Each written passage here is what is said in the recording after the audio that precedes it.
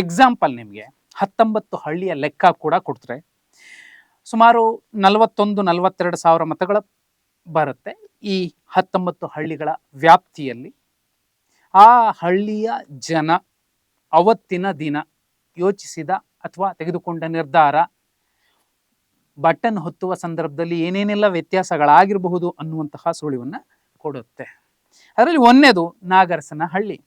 ಸುಮಾರು 900 ಮತದಾರರಿರುವಂತಹ ಈ ಕ್ಷೇತ್ರದಲ್ಲಿ ಬಹುಪಾಲು ಈ ಗ್ರಾಮದಲ್ಲಿ ಲಿಂಗಾಯತ, ಕುರುಬ, ನಾಯಕ ಈ ಸಮಾಜಗಳ ಪ್ರಾಬಲ್ಯ ಇರುವಂಥದ್ದು.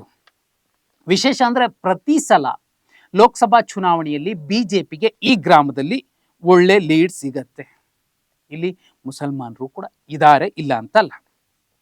ಈ ಸಲ ಮುಸಲ್ಮಾನರಿಗೆ ಈ ಹಳ್ಳಿಲಿ, ನಾಗರಸನಹಳ್ಳಿಲಿ ಪ್ರತ್ಯೇಕ ಹಣ, ಕೆಲವ್ರಿಗೆ 2,000 ಕೊಟ್ಟರೆ ಅವ್ರಿಗೆ 4,000 ಅಥವಾ ಎರಡೆರಡು ಹಂತದಲ್ಲಿ ವೋಟಿಂಗ್ ದಿನ ರಾತ್ರಿ, ವೋಟಿಂಗ್ ದಿನದ ಹಿಂದಿನ ರಾತ್ರಿ ಮತ್ತು ವೋಟಿಂಗಿಂತ ಮುಂಚೆ ಕೊಟ್ಟಿದ್ದಾರೆ ಅನ್ನುವಂಥದ್ದು ಕಣ್ಣಾರೆ ಕಂಡಂತಹ, ಕೇಳಿಸಿಕೊಂಡಂತಹ ವಿಚಾರ. ನಾಗರಸನಹಳ್ಳಿಯಲ್ಲಿ ನೀವು ಹೇಗೆ ಎಗರಾಡಿದ್ರೂ ಕೂಡ BJP ಮತ್ತು ಕಾಂಗ್ರೆಸ್ 50-50, ಅಂದರೆ ಸುಮಾರು 900 ಓಟಲ್ಲಿ 400ರಿಂದ 450 ಓಟು ಇಬ್ಬರಿಗೂ ಸಮ ಸಿಗತ್ತೆ.